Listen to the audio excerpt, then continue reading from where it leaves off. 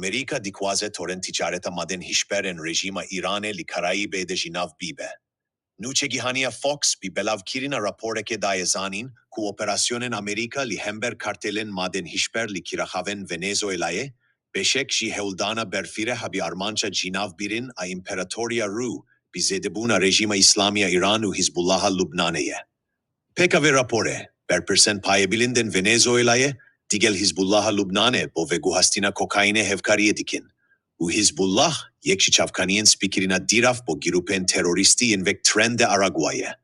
Pêka axaftinên Anna Kelly a cihgîra berdevke koşka sipî, tomarkirina navê berpirsen payebîlind û hesankerên malî yên milîsên serbî rêjîma Îranê yên vek Hizbullahê, bi tenê beşek ji bernameyên çirbîkur ên Amerîkayê ye.